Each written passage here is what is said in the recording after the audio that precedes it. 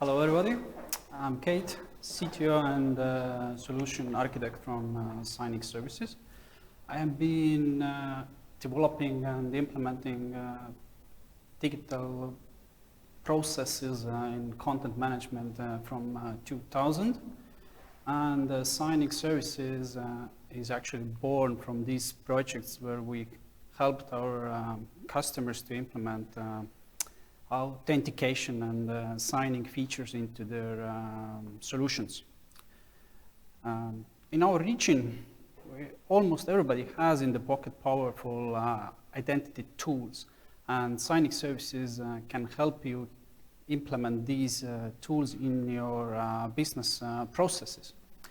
And what I mean business process in today's presentation context includes following steps. First thing is identification. It's needed to understand whom we are talking, whom we are interacting, or who want to access to our resources or data. Knowing whom we are talking, we can authorize a user, a person, to identify if he or she has rights to access a resource requested or data requested by the user. And if we have this data in place, the process quite often ends with business transaction. Business transaction here can be confirmation, and confirmation can be also signing. Obviously, there is a correlation between identification and transaction or confirmation. What I mean by that is that identification level should be at least same level as required confirmation level.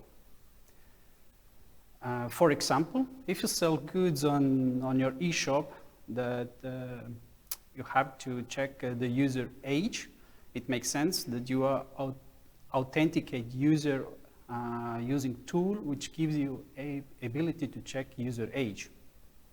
If we talk about different levels of identities, from authentication and confirmation perspective, we can identify 4 different levels.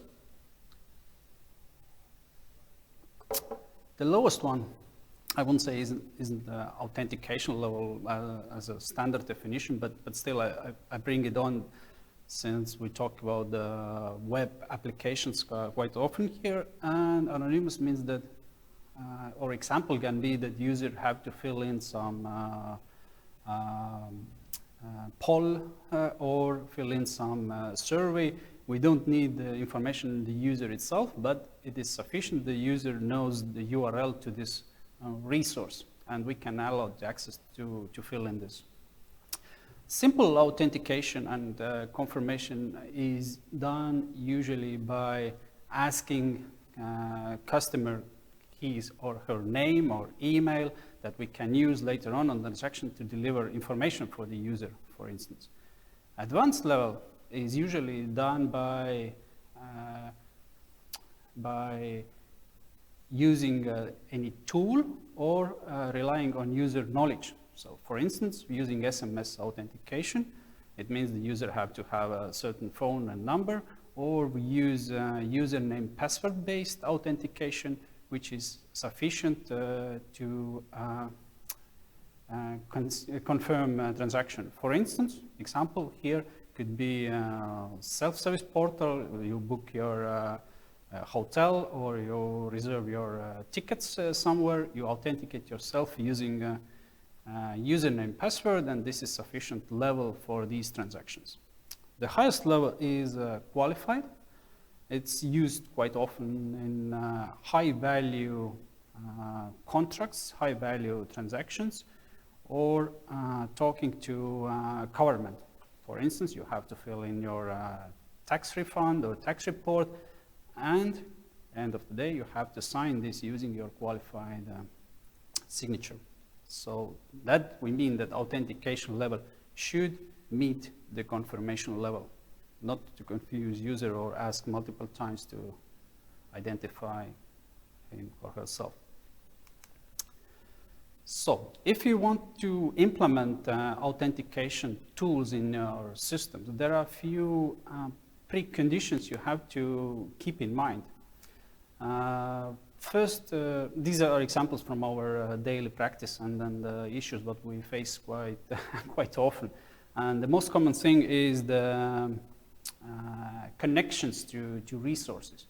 Depending on the tool you're gonna implement, these resources, what you need to access could be different. For instance, you want to use SMS authentication, you need access to SMS brokers to access any phone in the world. Or if you plan to use ID cards, you definitely need to access a European list of trust lists. And to verify certificate validation, you need access to OCSP providers. And of course, if you want to use some exotic or some other vendors, you need access to these vendors' resources. For instance, using Smart ID, you need access to SKID solution resources. Or if you want to use eParax Mobile, you need access to LRTC resources. But this is not the end of this journey.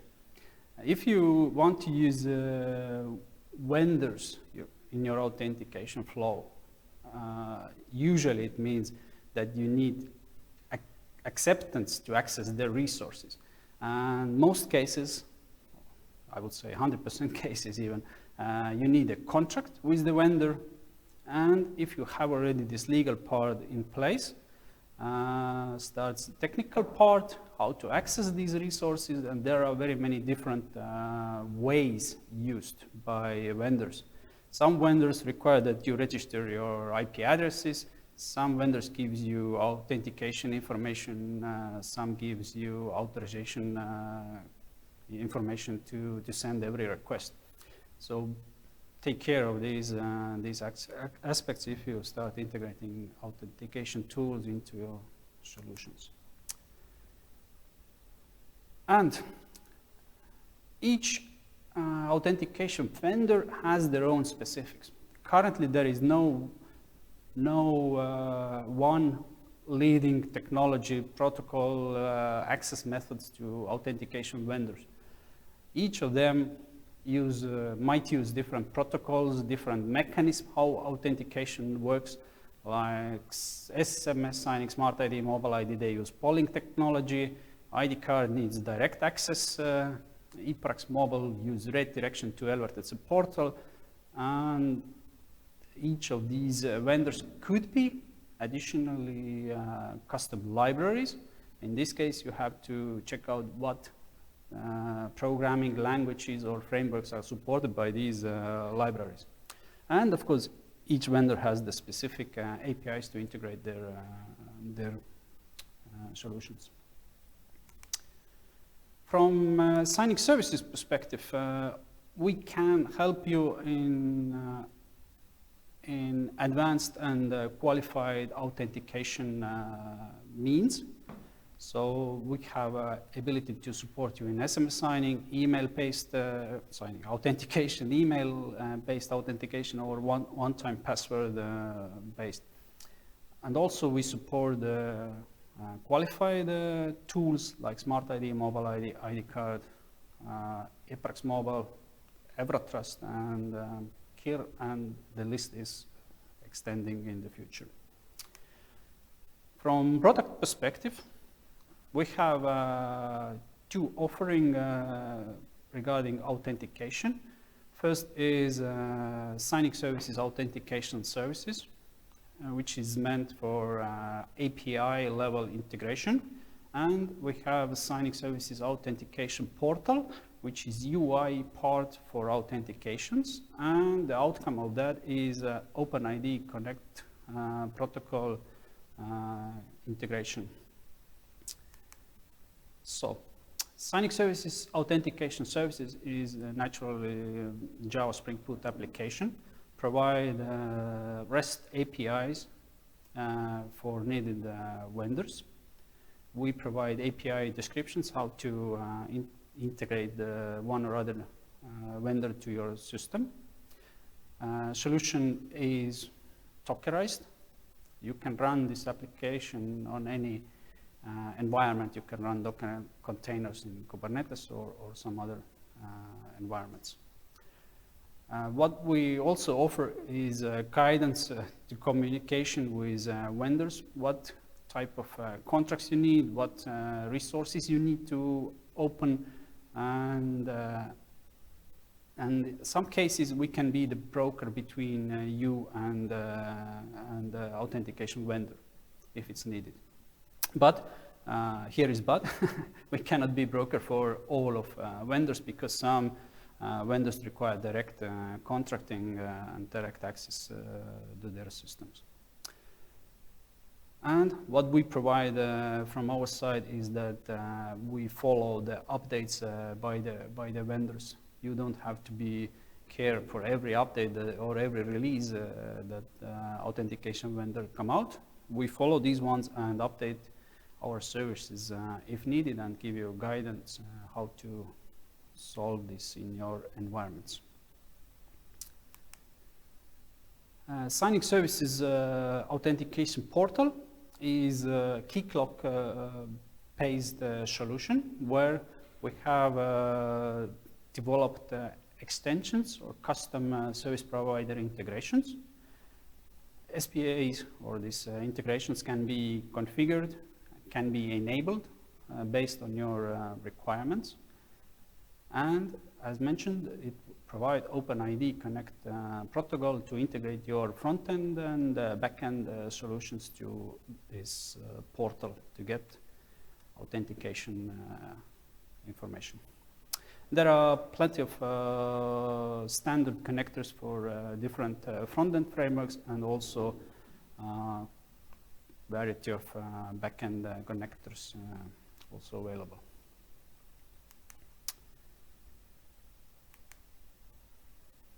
So for the recap, a few things to keep in mind after this presentation is the first, you should figure out what authentication levels you need. If you have a survey or poll system and you don't need qualified authentication, you don't have to force users to use ID cards or some other tools. But if you are a government organization and there is a needed highest level identities, then definitely use qualified tools for that one. If you know already what level tools you need, then you can choose tools are available in your region, and not only what are available, but are also used. We have seen some cases the tool is available in the market, but nobody is using that.